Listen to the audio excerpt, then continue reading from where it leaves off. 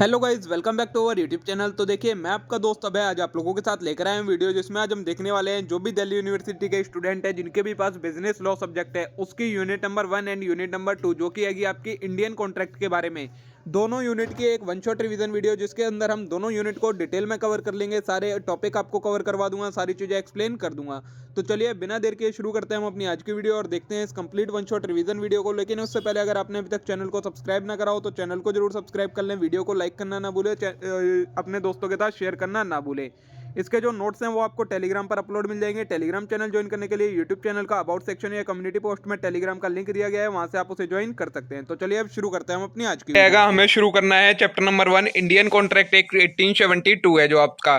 इसमें मैं आपको इस चार्ट फॉर्म में मैंने इसे बना रखे हैं, ये नोट्स इन्हीं से आपके वो मैं स्टार्ट करवाने वाला हूँ, इन्हीं से आपको रिवाइज करवाने वाला हूँ। अगर आपको और ज़्यादा डिटेल में देखना है तो मैंने चैप्टर वाइज मतलब यूनिट वाइज प्लेलिस्ट में ये सारी वीडियोस बना के डाल रखी हैं। यूनिट वाइज रिवीजन एक एक वीडियो बना रखी है, आप वहाँ से जाकर चेक कर सकते हैं। तो उनमें मैंने और ज़्यादा डिटेल में एक्सप्लेन कर रखा है, लेकिन अब इतना टाइम नहीं है, ये मेरे को एक पूरी वन शॉट बनानी है। तो जितनी छोटी से छोटी हो ये हो सकेगी मैं उसे उतनी ही जल्दी मैं समझा के आपको ये वीडियो ख़त्म करूँगा।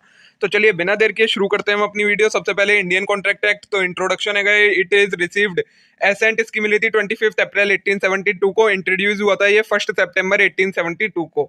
एप्लीकेबल है होल ऑफ इंडिया, पहले जब जम्मू कश्मीर अलग नहीं था तब ये एक्सेप्ट में आता था, लेकिन अब पूरा इंडिया में ये एप्लीकेबल होता है। कॉन्ट्रैक्ट होता क्या है? Agreement plus enforceable by law. जब एक एग्रीमेंट इन्फोर्सेबल हो जाता है लॉ के द्वारा तो वो कॉन्ट्रैक्ट बन जाता है। एग्रीमेंट क्या होता है? Every promise and every set of promise, कोई प्रॉमिस या सभी प्रॉमिसों का सेट जब मिलकर कंसिडरेशन बनाए एक दूसरे के लिए तो वो एग्रीमेंट कहलाता है। All contracts are agreement but all agreements are not contract. सभी कॉन्ट्रैक्ट एग्रीमेंट होते हैं बट सभी एग्रीमेंट कॉन्ट्रैक्ट्स नहीं होते।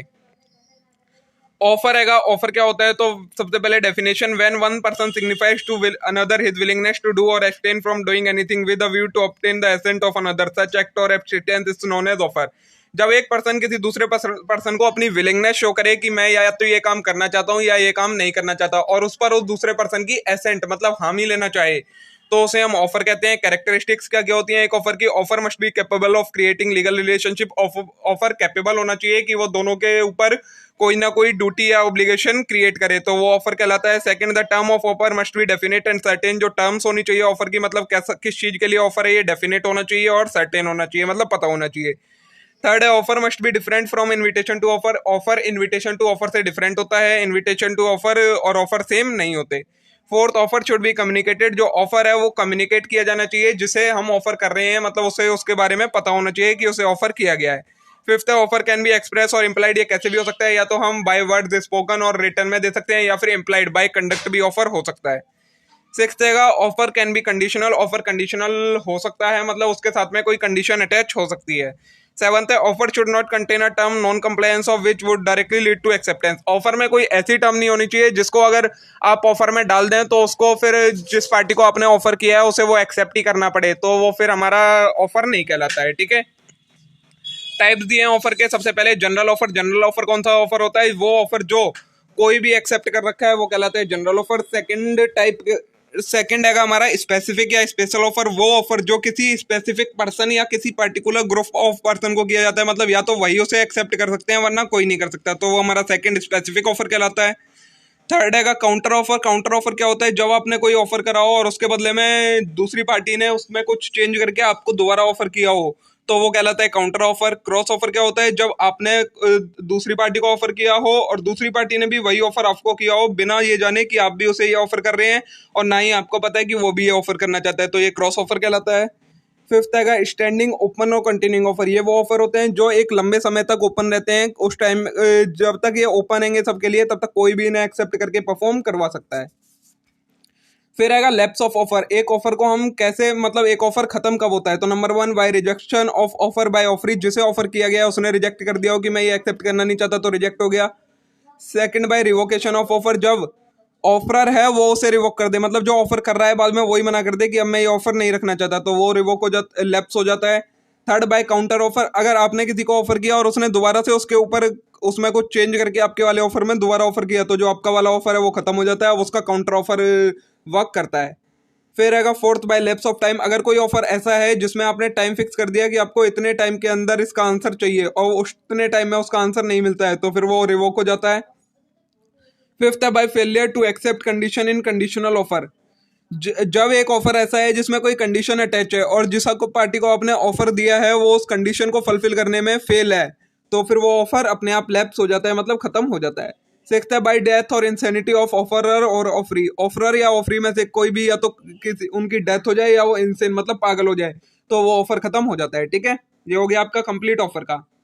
आगे देखिए एक्सेप्टेंस क्या होती है, तो सबसे पहले definition, when the person to whom the proposal is made signifies his assent thereto, the proposal is said to be accepted. जब आपने जिस पर्सन को ऑफर किया है वो उस पर अपनी एक्सेप्टेंस दे दे कि वो एक्सेप्ट कर ले जो आपने उससे ऑफर किया था तो वो एक्सेप्टेंस हो जाती है। कैरेक्टरिस्टिक्स क्या होती है, मस्ट बी कम्युनिकेटेड, मतलब जब उसने एक्सेप्टेंस कर लिया है तो उससे फिर आपको बताना भी पड़ेगा कि हाँ मैंने तुम्हारे ऑफर को एक्सेप्ट कर लिया है, ये कैरेक्टरिस्टिक्स नंबर 1। सेकंड है कि मस्ट बी अनकंडीशनल, जो एक्सेप्टेंस हैगी वो अनकंडीशनल होनी चाहिए। ऑफर हमारा कंडीशनल हो सकता है बट एक्सेप्टेंस के साथ कोई कंडीशन अटैच नहीं होनी चाहिए। थर्ड बाय स्पेसिफिक पर्सन, मतलब जिस पर्सन को आपने ऑफर किया है उसी के द्वारा आपको एक्सेप्टेंस मिलनी चाहिए, कोई और पर्सन एक्सेप्टेंस नहीं दे सकता। Fourth must be with in a specify और रीजनेबल टाइम, अगर आपने टाइम फिक्स कर रखा है एक्सेप्टेंस के लिए तो उतने टाइम में मिल जानी चाहिए और अगर कोई टाइम फिक्स नहीं है तो एक रीजनेबल टाइम के अंदर एक्सेप्टेंस मिल जानी चाहिए। फिफ्थ कैन बी एक्सप्रेस और इम्प्लाइड एक्सेप्टेंस कैसी भी हो सकती है, या तो वो बाय वर्ड या फिर रिटर्न में आपको दे दे एक्सेप्टेंस, या फिर इम्प्लाइड उसके कुछ कंडक्ट की वजह से आपको ऐसा लगे कि हाँ ये एक्सेप्ट हो गया है तो वो एक्सेप्टेंस एक्सप्रेस या इम्प्लाइड हो जाती है। Six should be via prescribed mode of communication, जिस भी मोड से आपने कहा है कि मेरे को कम्युनिकेशन इस मोड में चाहिए, बाय लेटर चाहिए, बाय पोस्ट चाहिए, बाय टेलीफोन चाहिए या बाय इंटरनेट मेल चाहिए, जिस भी मोड में आपने बताया उसी मोड में आपको एक्सेप्टेंस मिलनी चाहिए, तभी वो एक वैलिड एक्सेप्टेंस कहलाती है। आगे आएगा communication of offer and acceptance and revocation of offer end of acceptance, एक ऑफर और एक्सेप्टेंस को कैसे कम्युनिकेट किया जाता है और एक ऑफर और एक्सेप्टेंस को कैसे रिवोक किया जाता है वो देखना है। तो number 1, communication of offer is complete when it come to the knowledge of offeree, एक ऑफर की कम्युनिकेशन कब कंप्लीट हो जाती है कि आप किसी ने ऑफर करा है, जब जिसे ऑफर किया गया है उसकी नॉलेज में आ जाए, ऑफरी की नॉलेज में आ जाए। Second, communication of acceptance is complete, अब जो एक्सेप्ट करा है उस ऑफर को उसकी कम्युनिकेशन कब कंप्लीट हो जाती है, तो नंबर 1, एज अगेंस्ट ऑफरर, मतलब जिसको आपने एक्सेप्टेंस दी है उसके लिए कब कंप्लीट होगी, when offeree put the acceptance in course of transmission and it is beyond his reach to stop it, मतलब जिस पर्सन को पहले आपने ऑफर किया था उसने उसे एक्सेप्ट कर लिया और एक्सेप्ट करने के बाद उसका मैसेज कि उसे बताने के लिए कि हाँ मैंने ये एक्सेप्टेंस एक्सेप्ट कर ली है और उसे बताने के लिए ट्रांसमिशन के मोड में डाल दी कि अब वो उसे रोक नहीं सकता, तो फिर जिस पर्सन ने ऑफर किया है ऑफरर जो कहलाता है उसके against communication of acceptance complete हो जाता है। एज अगेंस्ट ऑफरी, जिस पर्सन ने एक्सेप्टेंस दी है उसके अगेंस्ट कब कंप्लीट होती है, when the acceptance come to knowledge of offeror, जिस पर्सन को उसने कम्युनिकेशन के बारे में बताया है एक्सेप्टेंस की, जब वो उस पर्सन के पास तक मतलब ऑफरर के पास तक पहुंच जाए तो वो कंप्लीट हो जाती है। थर्ड है revocation of offer is valid before offeree put the acceptance in course of transmission and it is out of his reach to stop it, जो ऑफर है उसकी रिवोकेशन कब वैलिड होती है, जब जो ऑफरी है वो एक्सेप्टेंस को कोर्स ऑफ ट्रांसमिशन में डाल चुका हो, तब तक नहीं रहती, मतलब जो रिवोकेशन ऑफ ऑफर है वो कब तक माना जा सकता है, जब तक उस पर्सन ने जिसको आपने ऑफर दिया है उसने अभी तक उसकी एक्सेप्टेंस को अब तक नहीं भेजा है, तब तक आप उसे रिवोक कर सकते हैं, वो ऑफर रिवोकेशन वैलिड कहलाएगा। अब रिवोकेशन ऑफ एक्सेप्टेंस कब वैलिड होती है, मतलब जो ऑफरी है उसने एक्सेप्ट कर लिया ऑफर को, वो उसे कब तक रिवोक कर सकता है, जब तक वो आपको पता ना लग जाए, ऑफरर को पता ना लग जाए कि हाँ उसने एक्सेप्टेंस कर लिया, तब तक वो उसे रोक सकता है, तो वो वैलिड रिवोकेशन मानी जाएगी एक्सेप्टेंस की। अब अगर types of contract, types of contract कौन कौन से होते हैं, देखिए टाइप्स दिए हैं मैं आपको इन्हें समझाता हूँ। नंबर 1 है आपका वैलिड कॉन्ट्रैक्ट, वैलिड कॉन्ट्रैक्ट जिसमें सभी essentials of a valid contract available हो वो वैलिड कॉन्ट्रैक्ट कहलाता है। वॉइड कॉन्ट्रैक्ट वो कॉन्ट्रैक्ट जो कि अनइनफोर्सेबल बाय लॉ होता है, लॉ से इन्फोर्स नहीं कर सकता।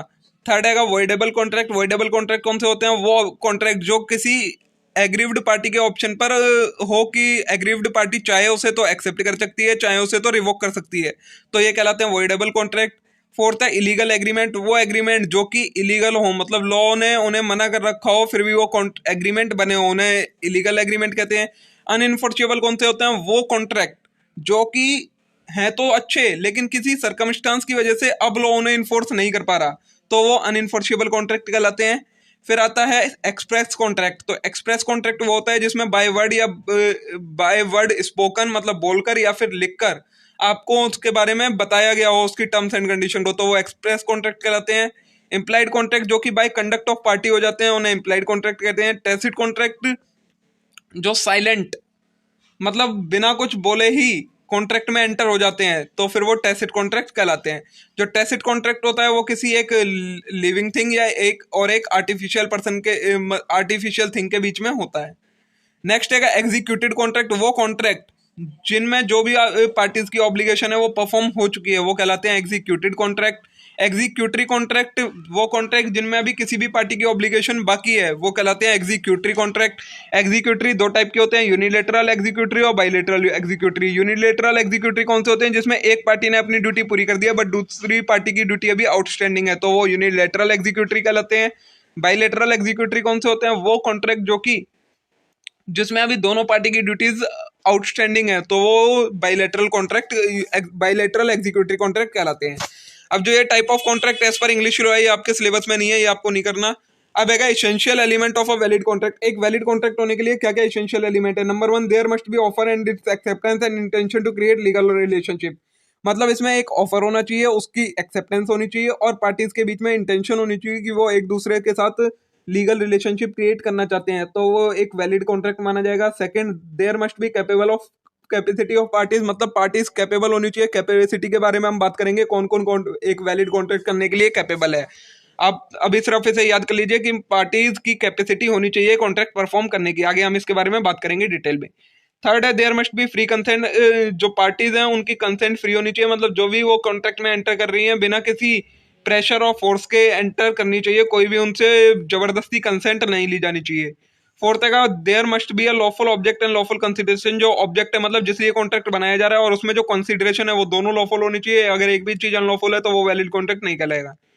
नेक्स्ट है the performance must not be impossible. जो ऐसा कॉन्ट्रैक्ट नहीं होना चाहिए जिसकी परफॉर्मेंस इम्पॉसिबल हो जाए, अगर उसकी परफॉर्मेंस इम्पॉसिबल होगी तो वो वैलिड कॉन्ट्रैक्ट नहीं कहलाएगा। नेक्स्ट है the performance must not be uncertain. जो कॉन्ट्रैक्ट बन रहा है उसकी परफॉर्मेंस ऐसी होनी चाहिए जिसके बारे में आपको पता हो कि आपको क्या काम करना है। कोई भी ऐसा अनसर्टेन हो जिसकी परफॉर्मेंस वो कॉन्ट्रैक्ट नहीं बन सकता है। ये आ गई आपकी यूनिट नंबर 1। अब आएगी यूनिट नंबर 2, कंसिडरेशन है। कंसिडरेशन में देखिए पहले definition, when at the desire of promisor the promisee or any other person did or abstain from doing orders or abstains from doing or promise to do or abstain from doing something, such a contract or abstinence is called a consideration for the promise। Consideration का क्या मतलब होता है? जब promise की Dzire पर promisee या कोई और पर्सन कुछ करे या कुछ ना करे तो वो जो कुछ करना या ना करना होता है वो कंसिडरेशन कहलाती है। कैरेक्टरिस्टिक्स क्या होती है द कंसिडरेशन? जो कंसिडरेशन का सिंपल मतलब होता है वो होता है समथिंग इन रिटर्न, मतलब बदले में कुछ मिलना, ठीक है। अब कैरेक्टरिस्टिक्स है number 1, the consideration must move at Dzire of promisor. Consideration वही चीज होनी चाहिए जो प्रोमिसर चाहे। प्रोमिसर के बिना डिजायर के अगर आप कुछ कंसिडरेशन देते हैं तो वो वैलिड कंसिडरेशन नहीं कहलाती है। सेकंड, इट में भी move from promisee or any other person. Consideration कोई भी दे सकता है, चाहे तो प्रोमिसी जो दूसरे पार्टी है वो दे या उसके बिहाफ पर कोई और पर्सन दे, कंसिडरेशन मानी जाएगी। थर्ड है consideration can be past, present और फ्यूचर। कंसिडरेशन कैसी भी हो सकती है, मतलब आप कोई पास्ट में काम कर चुके हैं उसके लिए भी कोई कंसिडरेशन हो सकती है, अभी काम कर रहा है उसके लिए भी कोई कंसिडरेशन हो सकती है, और आप आगे कुछ काम करेंगे उसके लिए भी अभी कंसिडरेशन मिल सकती है। ये होता है पास्ट, प्रेजेंट और फ्यूचर। फोर्थ है कंसिडरेशन कैन बी नेगेटिव और पॉजिटिव। कंसिडरेशन कैसी भी हो सकती है, नेगेटिव भी हो सकती है, पॉजिटिव भी। अगर कुछ काम करने के लिए कुछ काम करा जा रहा है तो वो पॉजिटिव कंसिडरेशन, और कुछ काम नहीं करा जा रहा है और अगर वो कंसिडरेशन है तो वो नेगेटिव कंसिडरेशन। फिफ्थ है consideration need not be adequate. Consideration का एडुकेट होना जरूरी नहीं है, मतलब जितनी वैल्यू का आपने काम करा है उसी के बदले में उतनी ही चीज की कंसिडरेशन मिलनी आपको जरूरी नहीं है, कुछ अमाउंट कम ज्यादा भी हो सकती है। बस लॉ की नजरों में उसकी कुछ वैल्यू होनी चाहिए, बाकी कुछ भी हो सकती है, कितनी भी। सिक्स है it must be real and not illusionary. Consideration real होनी चाहिए, कोई भी इल्यूजनरी चीज कंसिडरेशन नहीं हो सकती। सेवंथ है it must not be illegal, immoral और अपोज टू पब्लिक पॉलिसी। जो कंसिडरेशन है वो इलीगल नहीं होनी चाहिए, इमोरल नहीं होनी चाहिए और अपोज टू पब्लिक पॉलिसी नहीं होनी चाहिए। एट्थ का कंसिडरेशन कैन बी एग्जीक्यूटेड और एक्सिक्यूटरी। कंसिडरेशन कैसी भी हो सकती है, चाहे एग्जीक्यूटेड हो मतलब या तो दी जा चुकी हो या एग्जीक्यूटरी अभी देनी बाकी हो, वो दोनों चीजें कंसिडरेशन में आएंगी। Ninth consideration for an act which a person is legally bound to perform is not a valid consideration. कोई ऐसी चीज कंसिडरेशन में जिसको जो परफॉर्म करना उसकी ड्यूटी है फिर भी उसे उसने कंसिडरेशन बना के कॉन्ट्रैक्ट में यूज कर लिया, वो एक वैलिड कंसिडरेशन नहीं मानी जाती है। आगे आएगा doctrine of privity of contract. Doctrine of privity of contract क्या कहता है? Stranger to contract can not sue but a stranger to consideration can sue. मतलब जो पर्सन कॉन्ट्रैक्ट के स्ट्रेंज है, मतलब थर्ड पार्टी है कॉन्ट्रैक्ट से, वो कॉन्ट्रैक्ट में केस फाइल नहीं कर सकता। बट जो कंसिडरेशन से स्ट्रेंजर है, मतलब कंसिडरेशन देने में थर्ड पार्टी है, वो केस फाइल कर सकता है। एग्जेम्पशन है इस रूल की, stranger to contract can not sue. मतलब एक थर्ड पार्टी केस फाइल नहीं कर सकती कॉन्ट्रैक्ट के अंदर किसी भी पार्टी के अगेंस्ट परफॉर्मेंस से रिलेटेड। लेकिन कुछ इसकी एग्जेम्पशंस हैं, मतलब कब कब थर्ड पार्टी भी केस फाइल कर सकती है। Number 1, beneficiary in the case of trust. अगर कोई ट्रस्ट है, उसमें बेनिफिशियरी हैं और उनके बिहाफ, उनके लिए कोई कॉन्ट्रैक्ट किया गया और अब वो पर्सन उसे कॉन्ट्रैक्ट परफॉर्म नहीं कर रहा है, तो जो ट्रस्ट के मेंबर्स होंगे, जो हेड होंगे, वो उसके अगेंस्ट केस फाइल कर सकते हैं दूसरे पर्सन के अगेंस्ट जिसने उन ट्रस्ट के बेनिफिशियरी, मतलब जो भी लोग हैं, उन्हें कोई बेनिफिट देना चाहता और अब वो नहीं दे रहे हैं, उसके लिए उनका लॉस हो रहा है, तो जो हेड है ट्रस्ट का, वो केस फाइल कर सकता है। ये हो गया। Second, return family settlement.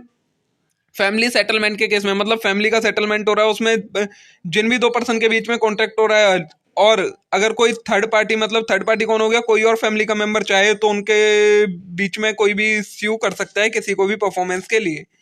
Third है partition of Hindu undivided family. Hindu undivided family जो है, उनका पार्टीशन हो रहा है, मतलब बंटवारा हो रहा है एक तरीके से। तो उसमें जो थर्ड पार्टी होती है कॉन्ट्रैक्ट की, मतलब जो जैसे अगर बेटे और बाप के बीच में, पिता के बीच में बंटवारा हो रहा है, तो जो वाइफ्स और चाइल्ड होते हैं जो लड़के के, वो भी उसके अगेंस्ट केस फाइल कर सकते हैं अगर वो कोई भी परफॉर्म करना नहीं चाहता। ठीक है।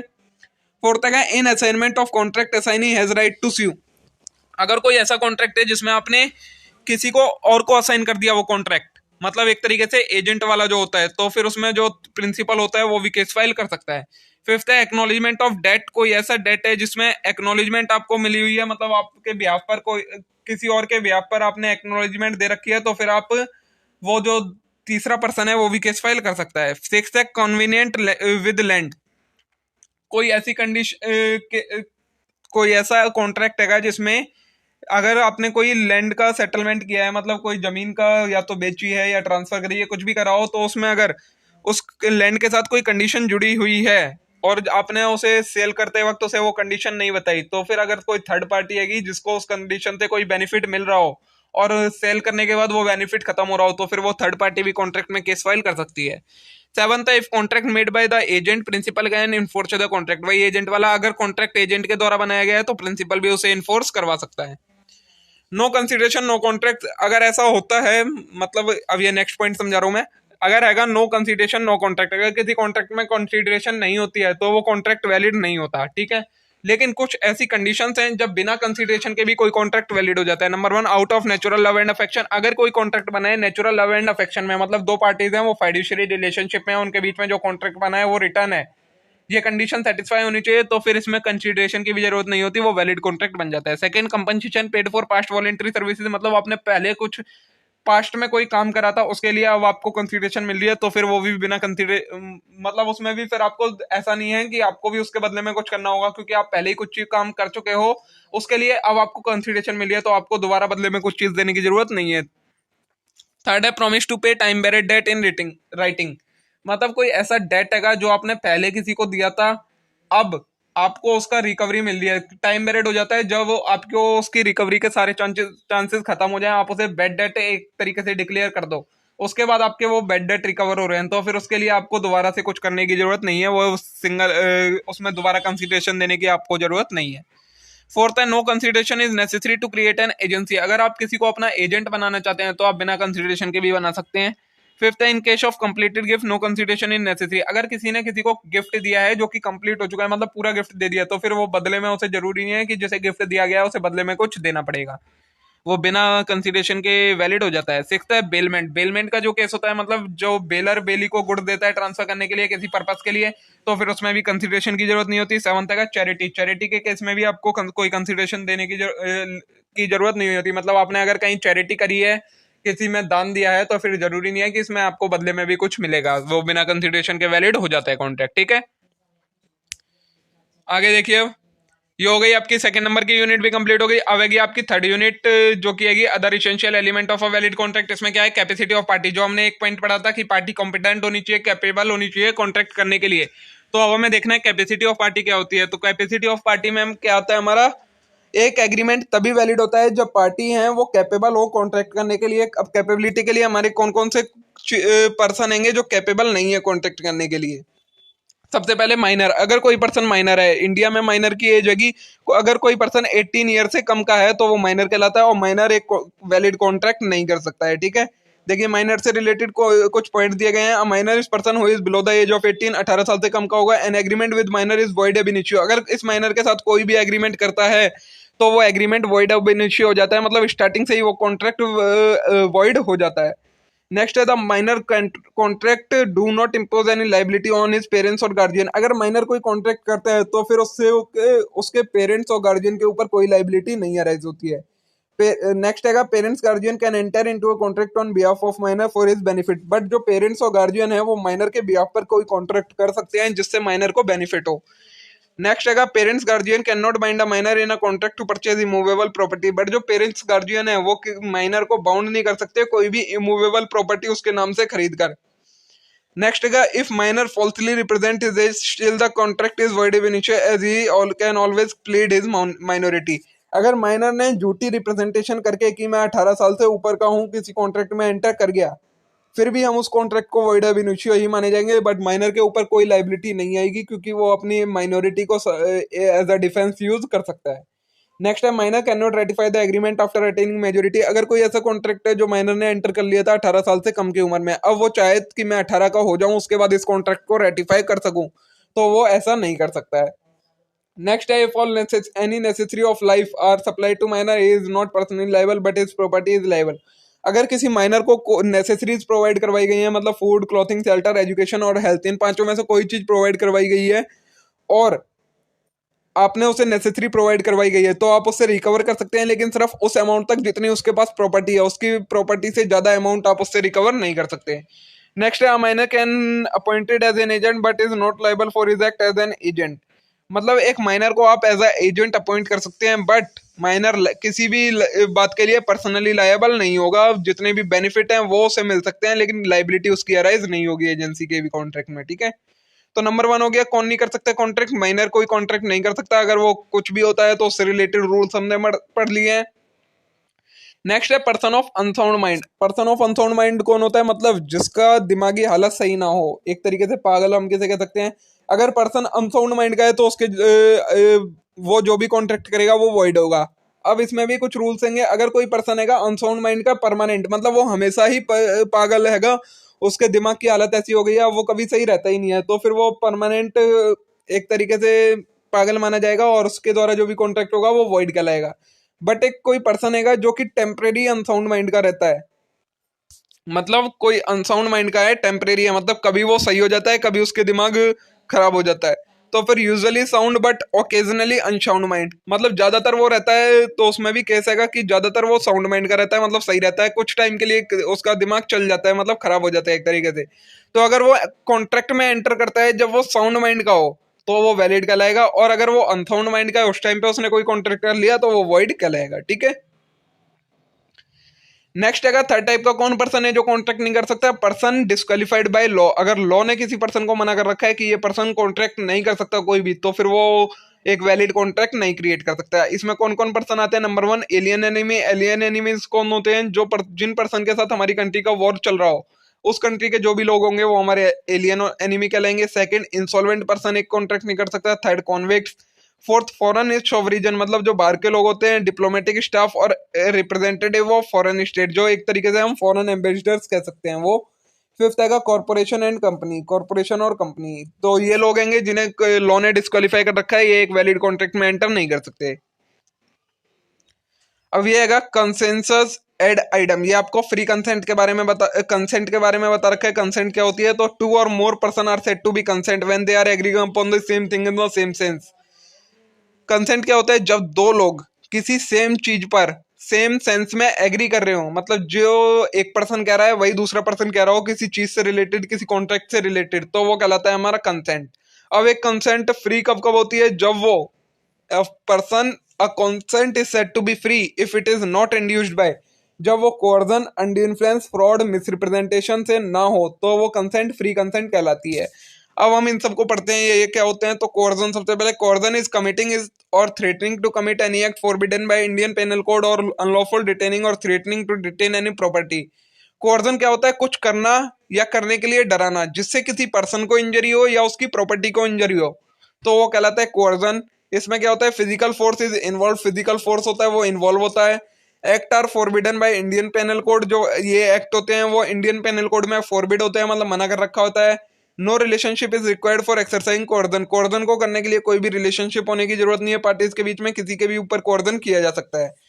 नेक्स्ट है suicide also amounts to coercion, जो सुसाइड होता है वो भी कोर्जन की कैटेगरी में आता है। नेक्स्ट है when consent to an agreement is called coercion, the agreement is contract voidable at the option of party whose consent is called, in other word agree party can either rescind or affirm the contract. जो भी contract coercion की help से किए जाते हैं, enter करवाए जाते हैं, तो फिर उसमें जो एग्रीव्ड पार्टी है, मतलब जिसकी कंसेंट ली गई है, उसका जो उसके पास ऑप्शन होता है कि वो या तो कॉन्ट्रैक्ट को वैलिड कर सके या उस कॉन्ट्रैक्ट को अवॉइड कर सके। ठीक है, ये हो गया आपका कोर्जन। नेक्स्ट है आपका अनड्यू इन्फ्लुएंस। क्या होता है, तो a contract is said to be induced by undue influence where the relation subsisting between the parties such that one of party in position to dominate the will of other and use that position to obtain an unfair advantage of other. क्या आएगा, undue influence क्या होता है, मतलब जब दो parties हैंगी उनके बीच में कोई रिलेशन है, ऐसी रिलेशन है कि एक पार्टी एक डोमिनेट पोजीशन पर है, मतलब कुछ पोजीशन हैगी उसकी जिससे वो अपने नीचे वाले की विल को डोमिनेट कर सके, मतलब उसकी विल को अपने अकॉर्डिंग चेंज कर सके, और उस पोजीशन का वो फायदा उठा के उस पर्सन की विल को चेंज करता है और उससे कुछ कॉन्ट्रैक्ट करवा के उसमें अनफेयर एडवांटेज ले लेता है उस कॉन्ट्रैक्ट से, तो फिर वो अनड्यू इन्फ्लुएंस कहलाता है। इसमें क्या होता है, मेंटल मोरल फोर्स इन्वॉल्व होता है, इसमें मेंटल फोर्स इन्वॉल्व होता है, मतलब बंदे के दिमाग के साथ खेला जाता है। नेक्स्ट है act can not forbidden by Indian penal code, जो इंडियन पेनल कोड एक्ट है वो इन एक्ट को फॉरबिड नहीं करता, मतलब मना नहीं करता है इनके लिए। नेक्स्ट है act can fiduciary relationship is required, इसके लिए अनड्यू इन्फ्लुएंस करने के लिए पार्टीज के बीच में फाइड्यूशियरी रिलेशनशिप होनी चाहिए। फॉलोइंग रिलेशनशिप बताइए कौन कौन सी फाइड्यूशियरी रिलेशनशिप होती है, जो लॉयर और क्लाइंट के बीच में रिलेशनशिप होती है, डॉक्टर और पेरेंट्स के पेशेंट के बीच में होती है, स्पिरिचुअल एडवाइजर और डिवोटी के बीच में होती है, पेरेंट्स एंड चाइल्ड के बीच में होती है। ये सारे फाइड्यूशियरी रिलेशनशिप के एग्जांपल्स हैं।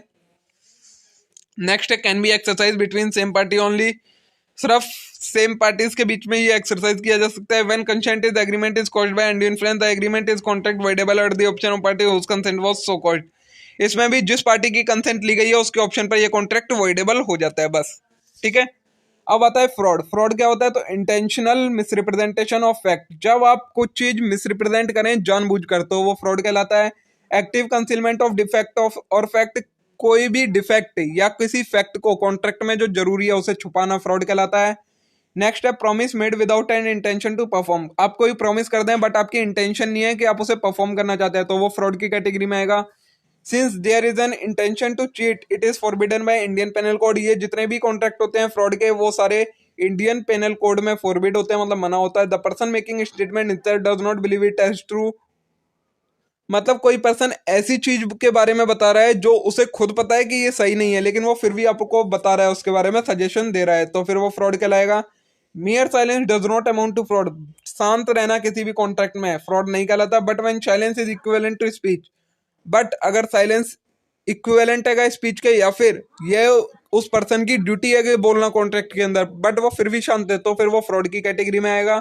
The effect of fraud is that the contract is voidable, fraud के अंदर भी जिस पर्सन की कंसेंट ली गई होती है फ्रॉड करके उसके ऑप्शन पर कॉन्ट्रैक्ट वॉइडेबल हो जाता है। ठीक है, नेक्स्ट है मिसरिप्रेजेंटेशन। तो unintentional misrepresentation of fact, misrepresentation क्या होता है जिसमें आपको कोई इंटेंशन नहीं है मिसरिप्रेजेंट करने की बट वो आपसे मिस्टेक बाय मिस्टेक हो गया, तो वो मिसरिप्रेजेंटेशन कहलाता है। Misrepresentation is false representation which is innocently made, कोई ऐसी रिप्रेजेंटेशन जिसके बारे में आपको खुद भी नहीं पता है कि ये गलत है, लेकिन मतलब आपको खुद नहीं पता कि ये गलत है और आप उसके बारे में बता रहे हैं, तो ये मिसरिप्रेजेंटेशन की कैटेगरी में आएगा। बट फ्रॉड के अंदर क्या होता था कि आपको पता होता था कि ये गलत है फिर भी आप उसे बताते थे। ठीक है, नेक्स्ट है since there is no intention to cheat it is not forbidden by Indian penal code, misrepresentation में कोई इंटेंशन नहीं होती है चीट करने की, इसलिए इंडियन पेनल कोड में फॉरबिड नहीं होता। Person making statement himself believe it as true, जो पर्सन इसके बारे में बता रहा होता है किसी भी चीज के बारे में उसे खुद ही लगता है मिसरिप्रेजेंटेशन के अंदर कि वो सही हैगा लेकिन वो सही नहीं होता है। The effect of misrepresentation is that make the contract voidable, whose consent is obtained misrepresentation के अंदर भी जिस पर्सन की कंसेंट ली गई होती है उसके ऑप्शन पर कॉन्ट्रैक्ट वॉइडेबल हो जाता है, बट मिसरिप्रेजेंटेशन के अंदर जिस पर्सन की कंसेंट ली गई है वो कोई भी डैमेजेस क्लेम नहीं कर सकता है। बट फ्रॉड के अंदर ऐसा होता था, जिसको मिसरिप्रेजेंट किया होता था, मतलब जिसकी कंसेंट ली गई होती थी, वो उसके पास ऑप्शन आ जाता था कि वो डैमेजेस को क्लेम कर सके। ठीक है, ये डिफरेंस है हमारा फ्रॉड और मिसरिप्रेजेंटेशन के बीच में। अब हैगा हमारा जो फिफ्थ आता है फ्री कंसेंट में अफेक्ट करता है, वो हैगा मिस्टेक। मिस्टेक क्या होती है? मिस्टेक दो टाइप की होती है, लॉ और फैक्ट। मतलब जब आप किसी कंट्री के लॉ से रिलेटेड मिस्टेक कर दें, मतलब कानून से रिलेटेड कोई मिस्टेक कर दें, और या फिर आप मिस्टेक करें किसी फैक्ट से रिलेटेड। तो जब आप लॉ से रिलेटेड मिस्टेक करते हैं, अगर वो इंडियन लॉ है, मतलब आपकी कंट्री का लॉ है, तो फिर वो वैलिड कॉन्ट्रैक्ट कहलाएगा और आपको उसके लिए पनिशमेंट मिलेगी कि आपने अपने लॉ के कंट्री के लॉ की मिस्टेक कैसे कर दी, तो ये कॉन्ट्रैक्ट रहेगा वैलिड और आपको पनिशमेंट मिलेगी।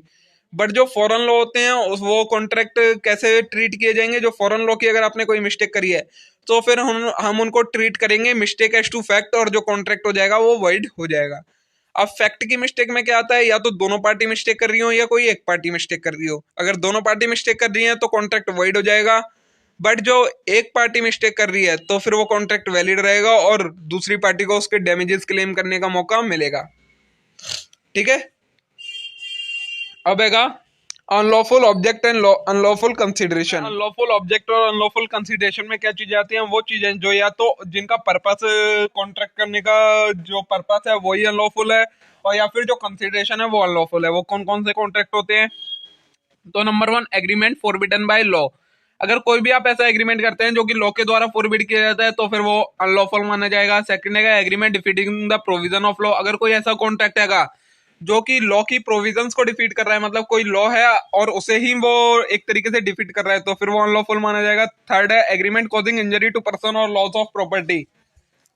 कोई ऐसा एग्रीमेंट है जिसमें किसी पर्सन को इंजरी हो रही हो या फिर किसी प्रॉपर्टी को इंजरी हो रही हो, तो फिर वो अनलॉफुल माना जाएगा। फोर्थ है वेयर कंसिडरेशन इज इमोरल। कोई ऐसा कॉन्ट्रैक्ट हैगा, मतलब एग्रीमेंट हैगा जिसमें कंसिडरेशन इमोरल है, तो वो अनलॉफुल हो जाएगा।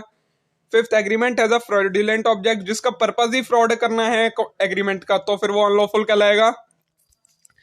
सिक्स है agreement interfering with course of law and justice. मतलब कोई कोई प्रोसीडिंग वगैरह चल रही है और आप उसके बीच में इंटरफेयर कर रहे हैं, तो फिर वो एग्रीमेंट जो होगा वो अनलॉफुल माना जाएगा। Where consideration is oppose to public policy. कुछ ऐसे कोई ऐसा एग्रीमेंट कर रहे हैं जिसमें कंसिडरेशन है वो अपोज्ड है पब्लिक पॉलिसी के, मतलब वो कंसिडरेशन नहीं होनी चाहिए, पब्लिक पॉलिसी को एक तरीके से अफेक्ट करती है, तो वो अनलॉफुल माना जाएगा। अब इसमें कौन कौन सी चीजें आती हैं? तो नंबर 1 है स्टिफलिंग प्रोसिक्यूशन। मतलब कोई प्रोसीडिंग वगैरह चल रही है, आप उसमें कोई अपनी इंटरफेयर करें, तो फिर वो जो कंसिडरेशन होती है एग्रीमेंट होता है वो अपोज टू पब्लिक पॉलिसी हो जाता है। सेकंड है मेंटेनेंस एंड शैम्पर्टी। मेंटेनेंस क्या होता है? कोई ऐसा एग्रीमेंट करना किसी पर्सन के साथ कि आप उसे कोई केस मेंटेन करने में हेल्प करें और उसमें आपका कोई भी एक तरीके से फायदा ना हो, इंटरेस्ट ना हो, तो फिर वो मेंटेनेंस कहलाता है। शैम्पर्टी क्या होती है? जब आप किसी पर्सन की कोई हेल्प करें कोई केस को मेंटेन करके रखने में के लिए कि तुम ये केस चलाते रहो, बट जब ये केस खत्म हो जाए तुम जीत जाओ तो फिर मेरे को इतना हिस्सा इसमें से दे देना, वो कहलाता है शैम्पर्टी। तो ये वाले जो कॉन्ट्रैक्ट होते हैं ये अपोज टू पब्लिक पॉलिसी आते हैं। थर्ड है ट्रेडिंग विद एनिमी। वही एनिमी कंट्री, मतलब जिस कंट्री के साथ आपका वॉर चल रहा है आप उसके साथ ट्रेडिंग कर रहे हैं, तो फिर वो अपोज टू पब्लिक पॉलिसी में आएगा। नेक्स्ट है ट्रैफिकिंग इन पब्लिक ऑफिसेज। आप पब्लिक ऑफिसेज में ट्रैफिकिंग, आप इसे ऐसे समझ सकते हैं किसी भी पब्लिक ऑफिस में आपको आप रिश्वत दे रहे हैं, तो फिर वो अपोज टू पब्लिक पॉलिसी में आएगा। ये आएगा मैरिज ब्रोकरेज कॉन्ट्रैक्ट। कोई ऐसा कॉन्ट्रैक्ट जिसमें आप मैरिज करवा रहे हैं किस लिए? ब्रोकरेज के लिए, तो फिर वो अपोज टू पब्लिक पॉलिसी आएगा। Interest against obligation. कोई चीज आपकी ड्यूटी है उसके लिए भी बट आप पैसे मांग रहे हैं, तो फिर वो इंटरेस्ट अगेंस्ट ऑब्लिगेशन आएगा, ये भी अपोज टू पब्लिक पॉलिसी हो जाएगा। फिर agreement for creation of monopolies. कई ऐसे एग्रीमेंट कर रहे हैं जिनका मोटिव क्या है? मोनोपोली क्रिएट करना है, तो फिर वो अपोज टू पब्लिक पॉलिसी में आएगा। ठीक है, नेक्स्ट है agreement expressly declared as void. कुछ ऐसे एग्रीमेंट होंगे जो कि डायरेक्टली डिक्लेयर कर रखे हैं वॉइड होंगे। Number 1, agreement in restraint of marriage is void.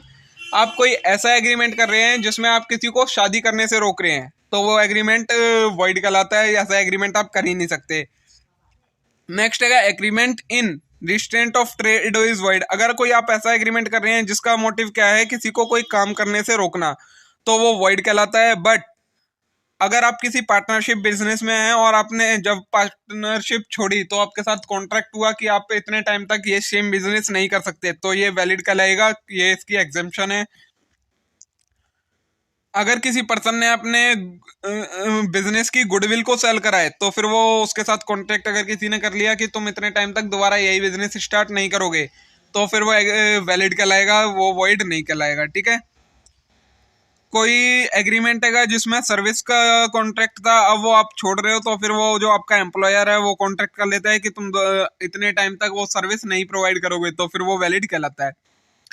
Next है agreement in restraint of legal proceeding. कोई लीगल प्रोसीडिंग मतलब केस चल रहा है, आप उसमें कोई बीच में बाधा, एक रिस्ट्रेंट हम कह सकते हैं, रुकावट बन रहे हो, तो फिर वो एग्रीमेंट वॉइड कहलाएगा, उसे आप नहीं ऐसा कर सकते। नेक्स्ट है agreement the meaning of which is uncertain is void. कोई ऐसा एग्रीमेंट है जिसका आपको मतलब ही नहीं पता कि ये एग्रीमेंट हो किस लिए रहा है, तो फिर वो वॉइड कहलाता है। नेक्स्ट है वेजरिंग एग्रीमेंट। वेजरिंग एग्रीमेंट कौन से होते हैं? जो कि एक तरीके से आप कह सकते हैं गैम्बलिंग वाले, जुआ सट्टा वाले जो एग्रीमेंट होते हैं वो वॉइड कहलाते हैं। अब वेजरिंग एग्रीमेंट में क्या आता है? Wagering agreement payment of money or money worth upon ascertainment of future uncertain event is known as wagering. किसकी कोई ऐसा अनसर्टेन इवेंट है जिसके ऊपर आप प्रॉमिस कर रहे हो कि अगर ये इवेंट हुआ तो मैं तुम्हें पैसे दूंगा, अगर नहीं हुआ तो तुम मुझे देना, तो इस टाइप के एग्रीमेंट वेजरिंग एग्रीमेंट कहलाते हैं। Wagering agreement are void but collateral to wagering are valid. जो वेजरिंग एग्रीमेंट होते हैं वो वॉइड होते हैं, बट जो उसके साथ में कोलेटरल इवेंट है वो अगर वैलिड है तो फिर वो वेजरिंग वाले के साथ कोलेटरल वाला भी वॉइड नहीं होगा, वो वैलिड हो जाएगा। Illegal agreement are void and collateral to illegal और ऑल्सो वॉइड। बट जो इलीगल एग्रीमेंट होते हैं वो वॉइड होते हैं और उनके साथ में जो भी कोलेटरल होता है वो भी वॉइड कहलाता है। अब वेजरिंग में क्या क्या चीजें आती हैं? Promissory note arising out of wagering is void. Game is involving skill chance, अगर स्किल से रिलेटेड है तो वैलिड कहलाएगी कोई भी गेम, और वेजरिंग है और चांस से रिलेटेड है तो वॉइड कहलाएगी। हॉर्स रेस में अगर आप कोई अमाउंट लगाते हैं, अगर वो 500 से कम की अमाउंट है तो वो वॉइड कहलाएगी, और 500 से ज्यादा की अमाउंट है तो वो वैलिड कहलाएगा। Act provide that agreement to buy lottery ticket वाला है वो वेजर से होता है और वॉइड कहलाता है। स्पेक्युलेटिव ट्रांजैक्शन वैलिड है क्योंकि इनमें स्किल्स इन्वॉल्व होती हैं। ठीक है। नेक्स्ट है परफॉर्मेंस ऑफ कॉन्ट्रैक्ट। तो contract will be performed by, एक कॉन्ट्रैक्ट को कौन कौन परफॉर्म कर सकता है? नंबर 1 प्रोमिसर हिमसेल्फ, प्रोमिसर खुद परफॉर्म कर सकता है कोई कॉन्ट्रैक्ट। सेकंड लीगल रिप्रेजेंटेटिव, उसका कोई भी लीगल रिप्रेजेंटेटिव जिसे उसने हायर कर रखा हो कि तुम मेरे बिहाफ पर कॉन्ट्रैक्ट परफॉर्म करोगे, तो वो कर सकता है, बट अगर उसमें पर्सनल स्किल्स इन्वॉल्व हैं तो फिर वो परफॉर्म नहीं कर सकता। नेक्स्ट है एजेंट, एजेंट परफॉर्म कर सकता है। फोर्थ है थर्ड पर्सन, कोई भी थर्ड पर्सन अगर प्रोमिजी उसे परमिट करता है तो वो प्रोमिसर के बिहाफ पर कॉन्ट्रैक्ट को परफॉर्म कर सकता है। रिक्विजिट ऑफ वैलिड परफॉर्मेंस, एक वैलिड परफॉर्मेंस के लिए क्या क्या जरूरी है? तो a performance to be valid must fulfil the following condition. एक परफॉर्मेंस का वैलिड होने के लिए क्या क्या होना जरूरी है? नंबर 1 मस्ट बी अनकंडीशनल, जो परफॉर्मेंस है वो अनकंडीशनल होनी चाहिए, मतलब उसके साथ कोई भी कंडीशन अटैच नहीं होनी चाहिए। नेक्स्ट है performance must be at proper time and place, जिस टाइम पर और जिस प्लेस पर कही गई है परफॉर्मेंस उस टाइम पर होनी चाहिए, तभी वो वैलिड कहलाएगी। नेक्स्ट है performance must be with in reasonable time, जो परफॉर्मेंस है वो रीजनेबल टाइम के अंदर होनी चाहिए, तो वो वैलिड कहलाएगी। नेक्स्ट है performance must give reasonable opportunity for inspection, performance के अंदर आपको रीजनेबल अपॉर्चुनिटी मिलनी चाहिए कि आप उसे चेक कर सकें, तो वो वैलिड परफॉर्मेंस कहलाती है। Effect of refusal of a party to perform, अगर एक पार्टी कॉन्ट्रैक्ट को परफॉर्म करने से मना कर देती है तो उसके क्या क्या इफेक्ट होते हैं? अगर if promisor fail to perform the contract, अगर प्रोमिसर फेल हो जाता है परफॉर्मेंस को कॉन्ट्रैक्ट को परफॉर्म करने के लिए, तो प्रोमिसर के पास क्या क्या होता है? वो कॉन्ट्रैक्ट को रिसाइंड कर ले और डैमेजेस को क्लेम कर ले, या फिर मतलब या तो उसी टाइम जैसे उसे पता लगा कि प्रोमिसर परफॉर्म नहीं करना चाहता है, टाइम से पहले ही पता लग गया, तो वो उसे रिसाइंड करके डैमेज क्लेम कर ले, या फिर उस टाइम तक रुके जब तक कॉन्ट्रैक्ट के परफॉर्म होने का टाइम ना आए और उसके बाद उसमें से डैमेजेस क्लेम करे। ये दो ऑप्शन आ जाते हैं। अब आएगा सक्सेशन और असाइनमेंट के बीच में क्या डिफरेंस होता है? सक्सेशन होता है when the benefit of contract are succeeded by a process of both the assets and liability would be transferred to legal heir. जब किसी पर्सन की डेथ हो जाए और उसके लीगल हायर के पास उस पर्सन के एसेट के साथ साथ उसकी लायबिलिटीज भी आ जाए तो वो सक्सेशन कहलाता है। जबकि असाइनमेंट में क्या होता है? सिर्फ बेनिफिट ट्रांसफर होते हैं, आपके ऊपर लायबिलिटी ट्रांसफर नहीं होती है। नेक्स्ट है concept liability of joint promisor. Joint promisor कौन होते हैं? अगर एक से ज्यादा पर्सन मिलकर किसी चीज के लिए प्रॉमिस कर रहे हैं तो वो जॉइंट प्रोमिसर कहलाएंगे। तो उनकी लाइबिलिटी क्या होती है? Liability of joint promisor is joint and several. उनकी लाइबिलिटी जॉइंटली भी होती है और सेवरली भी होती है। मतलब एक किसी पर्सन से भी लाइबल हो सकता है कोई पर्सन पूरी लाइबिलिटी के लिए, या फिर वो सारे इक्वली भी लाइबल हो सकते हैं। नेक्स्ट है, if any joint promisor die his legal representative might jointly surviving promisor fulfil the promise. अगर कोई भी जॉइंट प्रोमिसर की डेथ हो जाती है तो फिर उसका लीगल रिप्रेजेंटेटिव बाकी सर्वाइविंग जॉइंट प्रोमिसर के साथ मिलकर उस कॉन्ट्रैक्ट को परफॉर्म करेगा। नेक्स्ट है, on death of all joint promisor the representative of all of them must jointly fulfil the promise. सभी की डेथ पर जो उनके सभी के लीगल रिप्रेजेंटेटिव होंगे वो मिलकर उस प्रॉमिस को परफॉर्म करेंगे। नेक्स्ट है, प्रोमिसी में compel anyone of joint promisor to perform the promise. जिस पर्सन को प्रॉमिस किया गया है वो उन सभी जॉइंट प्रोमिसर में से किसी एक को भी कह सकता है कि मेरे को सारा परफॉर्मेंस तुमसे चाहिए, बाकी तुम चाहे जो करो, मेरे को सारी परफॉर्मेंस तुमसे चाहिए। तो फिर वो लायबल होगा अकेले परफॉर्म करने के लिए। नेक्स्ट है, where a promisee release one of the joint promisor the release of one does not discharge other joint promisor. अगर किसी पर्सन मतलब प्रोमिसी ने किसी एक पर्सन से सारा प्रॉमिस परफॉर्म करवा लिया, उसके बाद वो जो जिससे परफॉर्म करवाया है वो बाकी सबसे भी इक्वली कंट्रीब्यूशन मांग सकता है उसके लिए। ठीक है, राइट्स क्या क्या होते हैं जॉइंट प्रोमिसी के? जिस पर्सन को प्रॉमिस दिया जाता है उसके पास क्या क्या राइट होते हैं? तो number one, right of joint promisee is only joint and not joint and several. जो जॉइंट प्रोमिसी होता है उसका जो राइट होता है वो जॉइंटली होता है, वो सेवरली राइट क्लेम नहीं कर सकता। नेक्स्ट है, if any joint promisee die his legal representative might jointly with surviving promisee claim the performance. अगर कोई भी जॉइंट प्रोमिसी की डेथ हो जाती है तो उसका लीगल रिप्रेजेंटेटिव जॉइंटली क्लेम करेगा परफॉर्मेंस को सब उससे। On the death of all joint promisee legal representative, सभी जॉइंट प्रोमिसी की डेथ पर वो उनके सभी के लीगल रिप्रेजेंटेटिव क्लेम करेंगे परफॉर्मेंस को। ठीक है, अब अगर time and place for performance, तो number one, where the day for performance is not specified perform within reasonable time. जब आपको बताया ना गया हो कि किस दिन आपको परफॉर्म करना है तो प्रोमिसर को रीजनेबल टाइम के अंदर परफॉर्म करना चाहिए। नेक्स्ट है, where the time for performance is not specified, जब टाइम ना बताया गया हो तो रीजनेबल जो बिजनेस आवर होते हैं उनके अंदर परफॉर्म करना चाहिए कॉन्ट्रैक्ट। नेक्स्ट है, promisee has to specify day time and place for performance.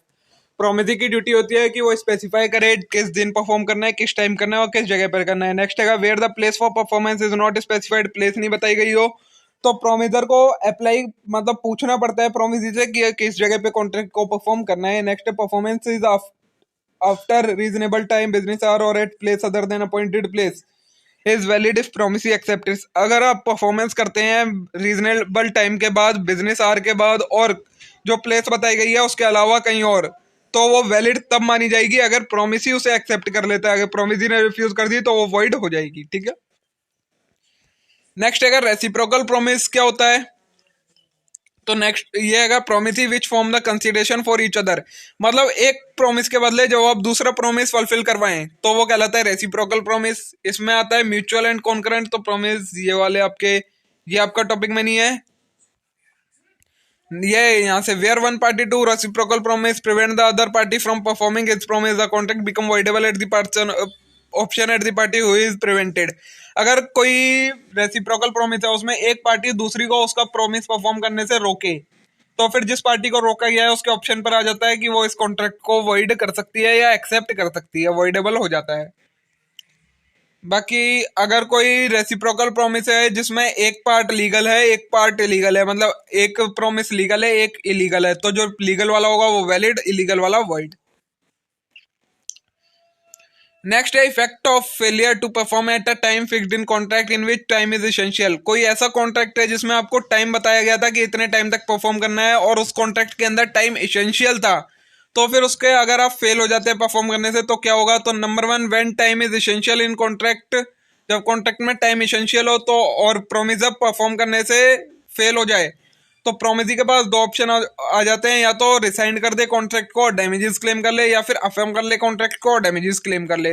मतलब या तो कॉन्ट्रैक्ट को मना ही कर दे और डैमेजेस मांग ले उससे, या फिर कॉन्ट्रैक्ट को वैलिड कर दे और लेकिन जो उसे लॉस हुआ है उसके लिए डैमेजेस मांग ले। ये दो ऑप्शन आ जाते हैं।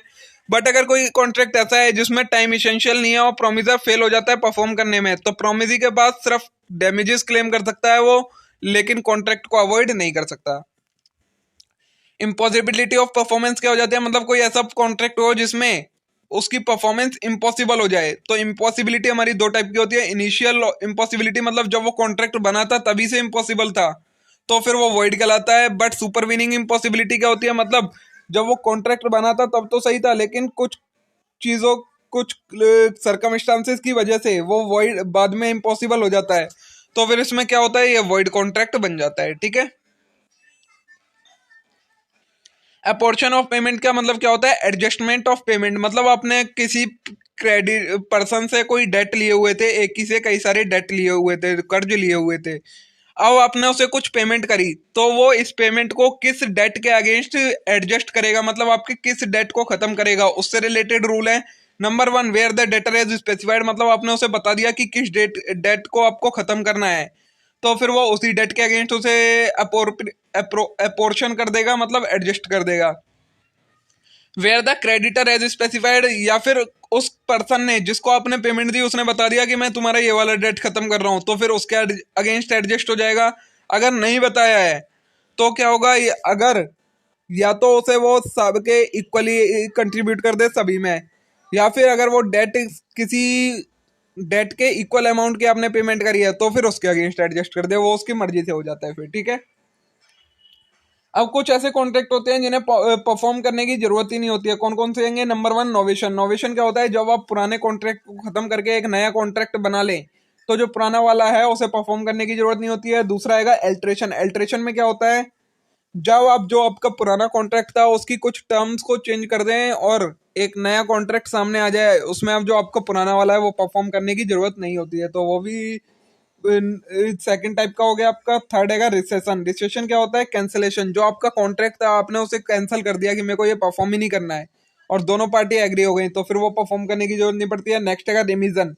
रिमीजन क्या होता है, the acceptance of lesser fulfilment of terms of promise. कोई ऐसा प्रॉमिस था जिसमें कुछ टर्म्स थी, अब उनमें से आपने कुछ कम टर्म्स को एक्सेप्ट करके उसकी परफॉर्मेंस को मान लिया, तो फिर वो उतनी ही टर्म्स को परफॉर्म करने की जरूरत है, उससे ज्यादा परफॉर्म करने की जरूरत नहीं है। नेक्स्ट आता है आपका क्वांटम मेरिट। ये क्या होता है, as much as is earned, any benefit received under voidable contract which is subsequently avoided is to be returned back, any benefit received under void contract is to be returned back। कोई ऐसा contract है जो कि voidable है, बाद में उसे avoid कर दिया गया, तो जो भी उसमें बेनिफिट दिया गया होगा उसे अवॉइड किया जाएगा। या फिर कोई ऐसा कॉन्ट्रैक्ट है जो कि वॉइड कॉन्ट्रैक्ट है, तो उसके अंदर जो भी बेनिफिट मिला होगा उसे बैक करना होगा। Effect of neglect of promisee. If any promisee neglect or refuses to afford the promiser facility for performance of promise, the promisee is excused from the performance of promise।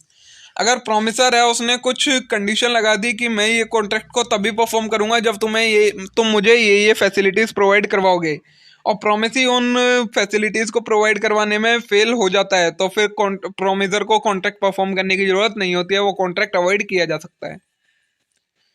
Next है breach of contract. Breach of contract मतलब contract को तोड़ना। ये हमारे पास दो type के होते हैं, एंटीसिपेटरी ब्रीच और एक्चुअल ब्रीच। एंटीसिपेटरी ब्रीच क्या होती है, मतलब जब आपका टाइम था परफॉर्म करने का उससे पहले ही आपने प्रोमिसी को बता दिया कि मैं ये परफॉर्म नहीं कर सकता, तो फिर वो एंटीसिपेटरी ब्रीच हो जाता है। एक्चुअल ब्रीच क्या होता है, मतलब आप जब आपका परफॉर्म करने का टाइम था उसी टाइम पे आपने मना कर दिया कि अब मैं इसे परफॉर्म नहीं करूंगा, तो वो कहलाता है एक्चुअल ब्रीच आपका। एंटीसिपेटरी ब्रीच में क्या होता है, देखिए दो ऑप्शन होते हैं, या तो रिसाइन द कॉन्ट्रैक्ट और क्लेम डैमेजेस। या तो जैसे आपको प्रोमिसी को पता लगा कि अब प्रोमिसर कॉन्ट्रैक्ट को परफॉर्म नहीं कर रहा है, तो वैसे ही उस कॉन्ट्रैक्ट को रिसाइन कर दे, मतलब कैंसिल कर दे और डैमेजेस क्लेम कर ले।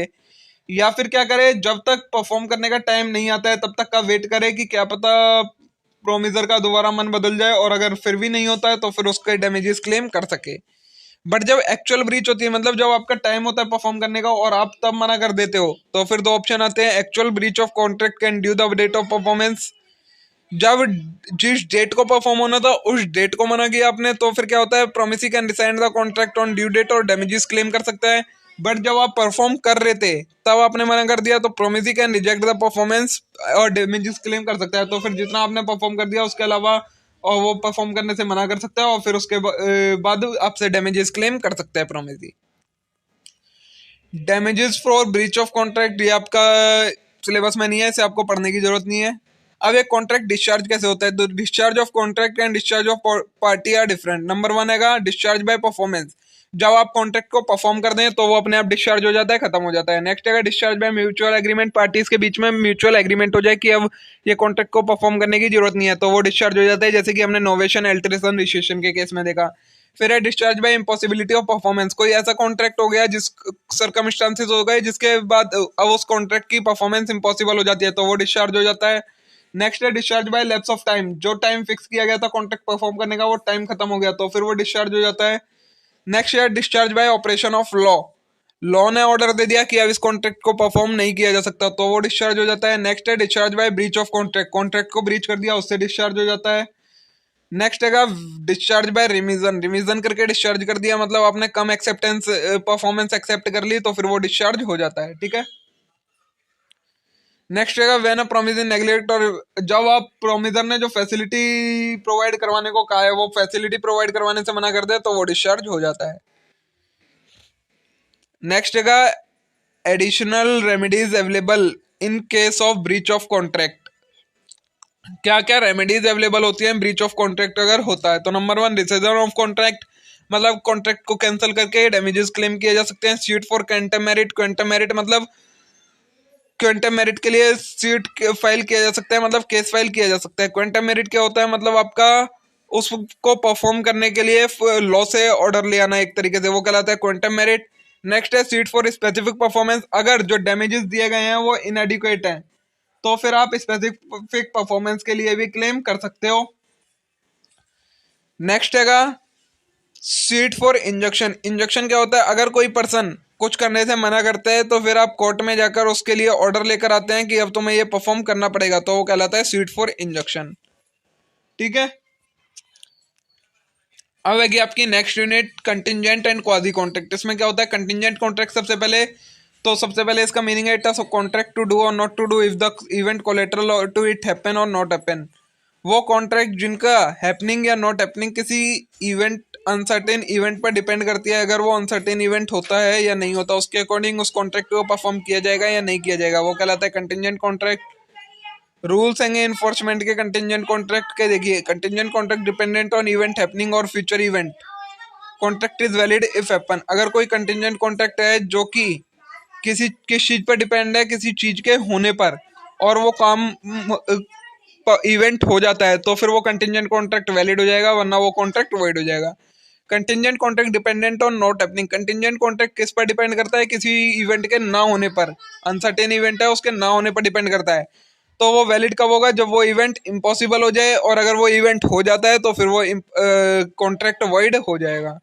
नेक्स्ट है contingent contract depend upon future event conduct of living person, अगर किसी लिविंग पर्सन के कुछ कंडक्ट पर वो कंटिंजेंट कॉन्ट्रैक्ट डिपेंड करता है तो कॉन्ट्रैक्ट वैलिड कब होगा, जब पर्सन कुछ ऐसा काम करे जिससे वो अनसर्टेन जो इवेंट है वो वॉइड हो जाए, तो फिर वो कॉन्ट्रैक्ट वैलिड हो जाएगा। और बट नेक्स्ट है contingent contract dependent on happening or not happening of an specific event within fixed time, अगर कोई कंटिंजेंट कॉन्ट्रैक्ट है वो किसी इवेंट के फिक्स टाइम कर दिया है कि इतने टाइम तक अगर ये अनसर्टेन इवेंट परफॉर्म होता है तो फिर ये कंटिंजेंट कॉन्ट्रैक्ट भी वैलिड होगा, वरना नहीं होगा। तो फिर इसमें क्या होगा, कब वो वैलिड माना जाएगा, जब वो with in fixed time perform कर दिया जाए अनसर्टेन इवेंट, तो वो वैलिड हो जाएगा कंटिंजेंट कॉन्ट्रैक्ट, वरना वो वॉइड हो जाएगा। एक कंटिंजेंट कॉन्ट्रैक्ट होने के लिए एसेंशियल्स क्या क्या है, number 1 there must be valid contract, contract valid होना चाहिए। Performance of contract must be conditional, जो परफॉर्मेंस है वो कंडीशनल होनी चाहिए, मतलब तभी परफॉर्मेंस की जानी चाहिए जब कोई जो अनसर्टेन इवेंट है वो हो या ना हो, ठीक है। नेक्स्ट है the event must B uncertain, जो इवेंट जिस पर डिपेंड करता है कंटिंजेंट कॉन्ट्रैक्ट वो अनसर्टेन होना चाहिए। नेक्स्ट है the uncertain event must be collateral to contract, और जो अनसर्टेन इवेंट है वो कोलेटरल होना चाहिए कंटिंजेंट कॉन्ट्रैक्ट के। नेक्स्ट है क्वाजी कॉन्ट्रैक्ट क्या होते हैं, तो ये एक तरीके से इम्प्लाइड कॉन्ट्रैक्ट होते हैं। इन ये कैसे बनते हैं, जो ये कोई कॉन्ट्रैक्ट ना तो कोई एग्रीमेंट होता है, ना कोई ऑफर होता है, ना कोई एक्सेप्टेंस होती है, कुछ भी नहीं होता, लॉ इन्हें इम्पोज कर देता है किसी भी पर्सन के ऊपर, तो वो क्वाजी कॉन्ट्रैक्ट कहलाते हैं। इसमें कौन कौन सी चीज आती है, number 1 supply of necessary to person who are incompetent to contract, कोई ऐसा पर्सन है जो कि इनकम्पिटेंट है कॉन्ट्रैक्ट करने के लिए, आप उसे सप्लाई करते हैं, तो क्वाजी कॉन्ट्रैक्ट की कैटेगरी में आता है। नेक्स्ट है payment of person having some interest in payment, आपके बिहाफ पर कोई और पर्सन पेमेंट कर देता है तो फिर आपको उसे पेमेंट करनी पड़ेगी, ये क्वाजी कॉन्ट्रैक्ट के अंदर आता है। नेक्स्ट है claim for any benefit received under a non gratuitous act. कोई नॉन ग्रेटिटियस एक्ट किया गया है, मतलब बिना किसी ग्रेटिटियस मतलब वॉलेंट्री अनवॉलेंट्री कोई एक्ट किया गया है और आपको उसका बेनिफिट मिल गया, तो फिर आपको उस बेनिफिट को रिकवर करना पड़ेगा, मतलब रिटर्न करना पड़ेगा, तो वो क्वाजी कॉन्ट्रैक्ट की कैटेगरी में आता है। नेक्स्ट है फाइंडर ऑफ गुड। किसी पर्सन को कोई खोई हुई चीज मिल गई तो फिर उसकी ये ड्यूटी हो जाती है कि वो उसे उसके सही ओनर को वापस करे, ये क्वाजी कॉन्ट्रैक्ट हो जाता है। नेक्स्ट है पेमेंट ऑफ मनी और डिलीवर गुड्स बाय मिस्टेक और अंडर कोर्जन। कोई ऐसी मनी या गुड्स की डिलीवरी कर दी है मिस्टेक या कोर्जन के अंदर, तो फिर उसे रिकवर करना क्वाजी कॉन्ट्रैक्ट की कैटेगरी में आ जाता है। ठीक है, तो देखिए दोस्तों, इसी के साथ हमारी ये यूनिट नंबर 1 कंप्लीट हो जाती है, 2 भी कंप्लीट हो जाती है। दोनों यूनिट हमने कवर कर लिया है। मे भी ये वीडियो आप लोगों के लिए यूजफुल रही होगी, पसंद आई होगी। वीडियो अच्छी लगी हो तो वीडियो को लाइक करना ना भूले। तो चलिए अब हम मिलते हैं नेक्स्ट वीडियो में। Thank you.